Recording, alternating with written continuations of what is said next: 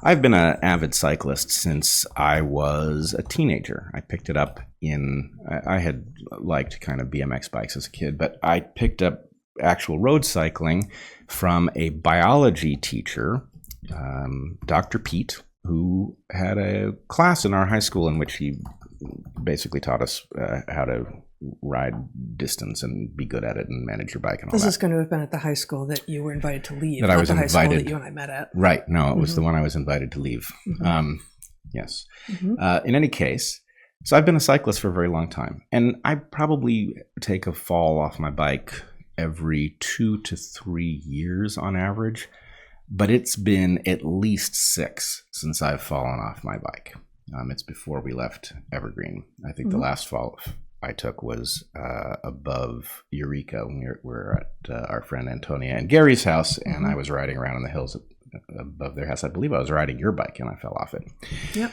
But anyway, I was riding this week. And it's not for, I mean, you've not quite as much this winter, but you've done a lot of actually winter riding here in Portland, like urban, winter, slippery, wet, cool riding, and have had no mishaps until now. No mishaps. And I've been sort of tracking it. It's like, it's been a long time. Maybe I'm over that thing, but maybe it's going to get me at some point. And so I've just kind of been watching it. And I was riding, and I wasn't far. I was, in fact, a block and a half from our house on a piece of road. It's a terribly, terribly paved piece of road. It's chip coat, which is basically crushed rock that they lay down, they smooth it, and then they spray a tar sealant into it to lock it all together. So it's jagged and rough.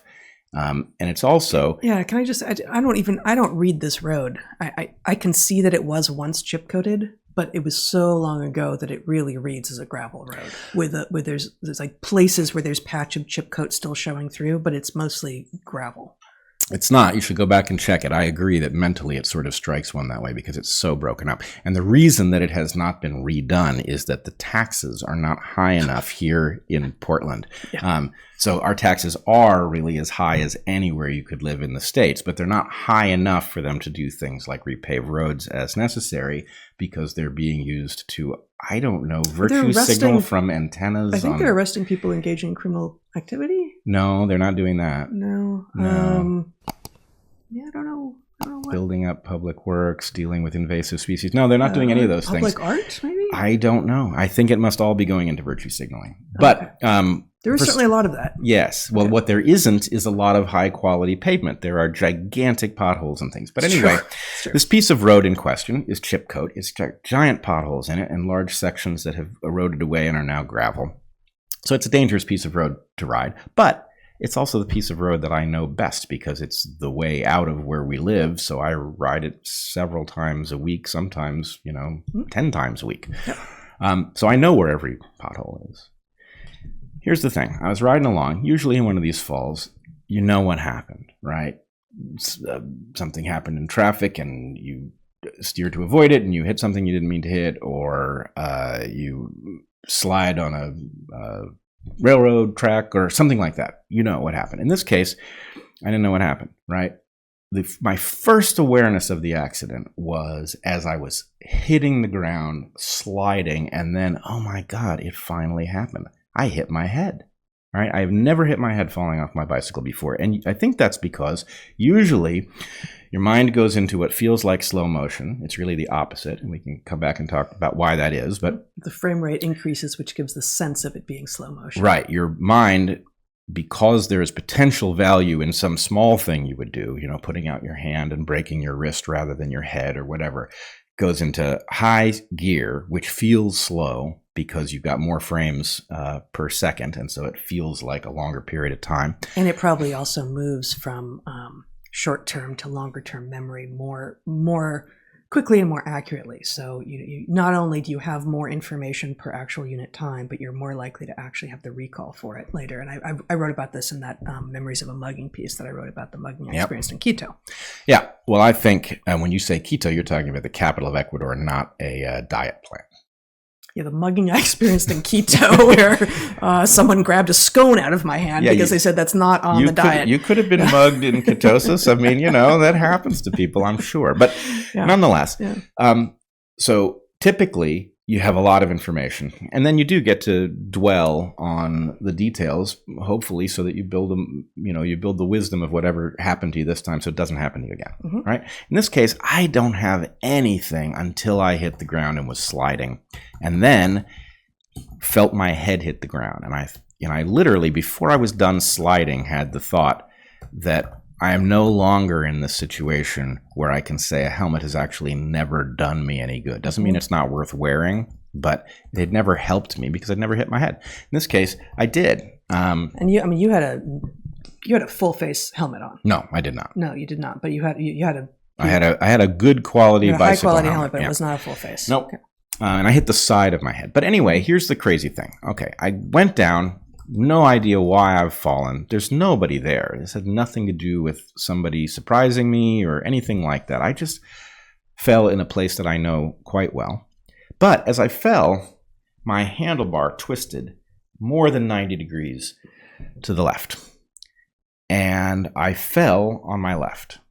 Now that's weird because as your wheel turns to the left, it would tend to throw you to your right. So that raises questions about what happened here that would cause me to be literally tangled in my bicycle wheel all the way to the left, lying on my left side, and I hit the left side of my helmet. I'm scraped. I tore a bunch of skin off my shoulder, my rib cage, my butt, my ankle, my knee, all the way down the left side. And you actually almost certainly have at least some hairline fracture or fractures in your pelvis. Yeah, I certainly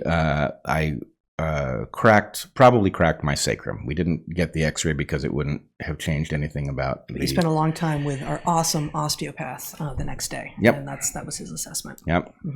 Hey, Dr. Milner, if you're watching. But in any case, okay, so I was down on my left side with the wheel twisted to the left. What happened? Well, two hypotheses. One of them Toby generates, which I agree is a possibility. Toby, our 16-year-old son, who is also an avid cyclist. Let's say that there was a large rock in the road, and I didn't realize it was there, and I hit it. Sometimes you hit a rock, and it will shoot out from under your tire, right?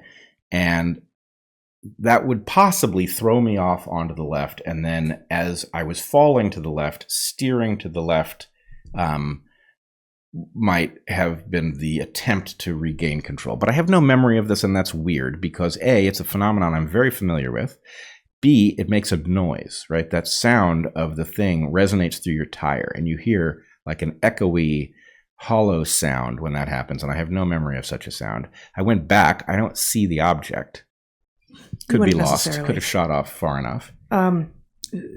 Two things here. I know you haven't gotten to your second hypothesis yet, but one is that you and Toby had actually just gotten back from you picking up Toby at camp, the camp that you and your brother Eric went to as children yourselves in far northern California, and you had taken some time coming back. You'd stopped again at our friends Antonia and Gary's house outside of Eureka, and then come up the coast and gone to the Sea Lion Caves.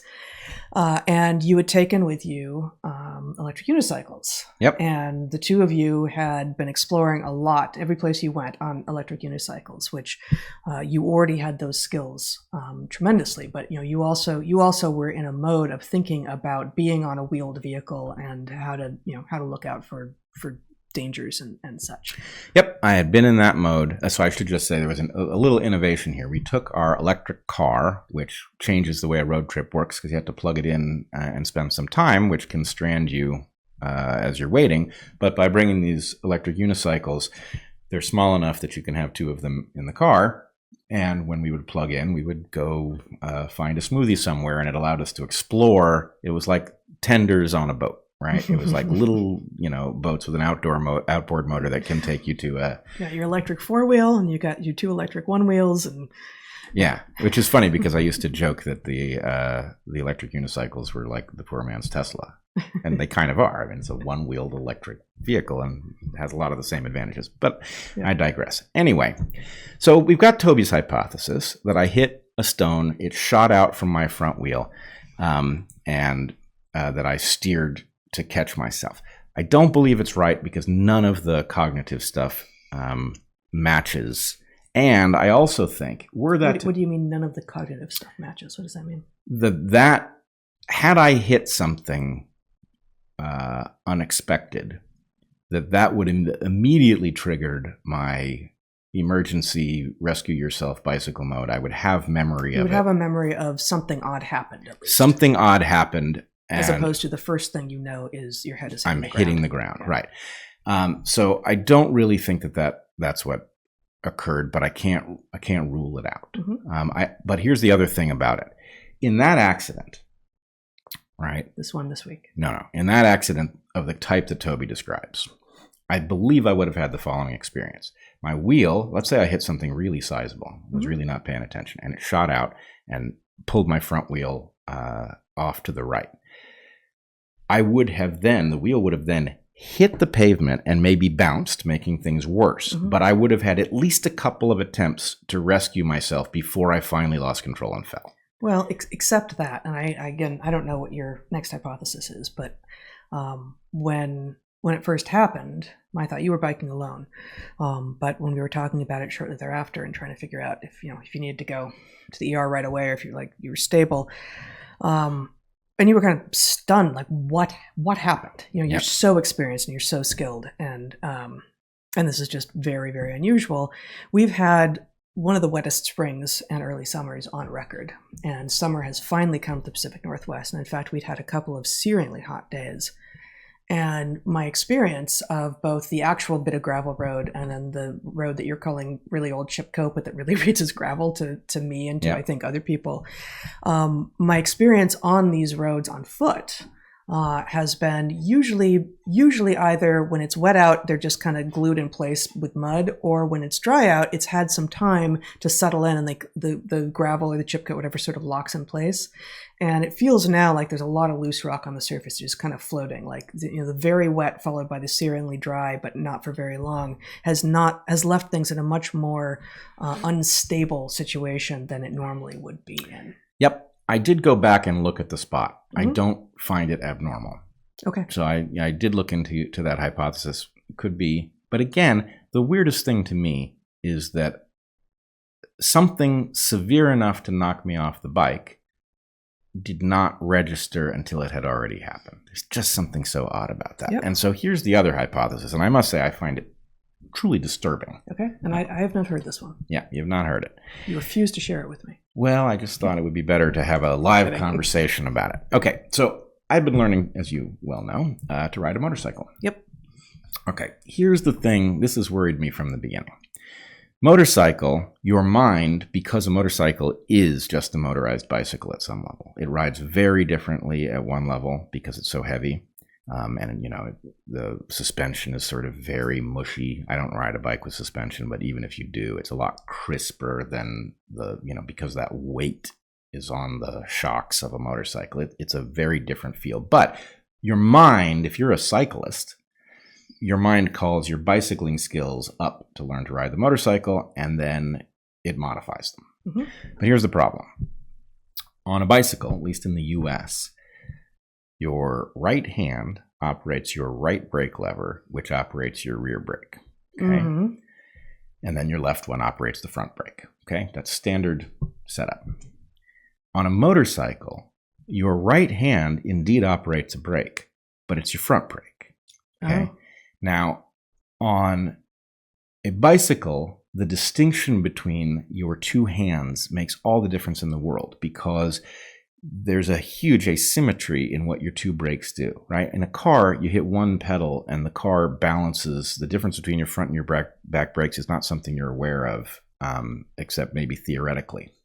But as you brake, on a bicycle, you slow down rapidly. That puts all your weight onto the front wheel, right? So that creates a problem. If you grab only your rear brake on a bike, then the rear wheel tends to slide and you don't stop very quickly because all of the weight just went on the front wheel. So most of your braking force, that if you have to stop quickly, it's your front brake that does it. But if you only hit the right brake on a bicycle and therefore only are braking the rear wheel, your front wheel is still free to spin, and so you're not likely to stop short and you're not likely to fly over your handlebars. Right.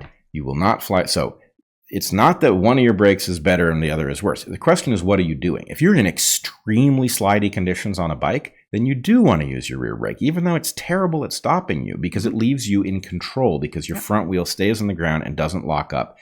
If your front wheel locks up on a bike, you tend to fall. It's not 100%. Some people say if your front wheel slides, you'll fall. It's not 100%, but it's very high chance. If your front wheel slips, you tend to fall. So this is all built in unconsciously in the cyclist. The difference between your right and your left hand, right? Right rear, I tend to be very aggressive. And then left front, I tend to be very careful, because what I don't want to do is either cause a slide or go over the handlebars. But it's where most of my braking force is. So I'm very good at playing these things off against each other. So what if, so on a motorcycle, which I have yet to ride, your right hand controls your front brake, you said. What does your left hand control? The clutch. Oh.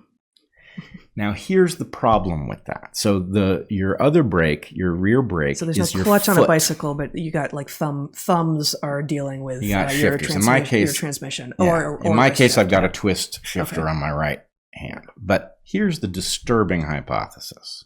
So, by the way, I've been thinking from the beginning, and in fact, I've now read that some people do this. If you ride both a bicycle and a motorcycle, you should swap which lever operates which brake, so that your right hand phenomenon is consistent between the two objects. But I haven't done it. It's on my agenda, but I just haven't gotten to it.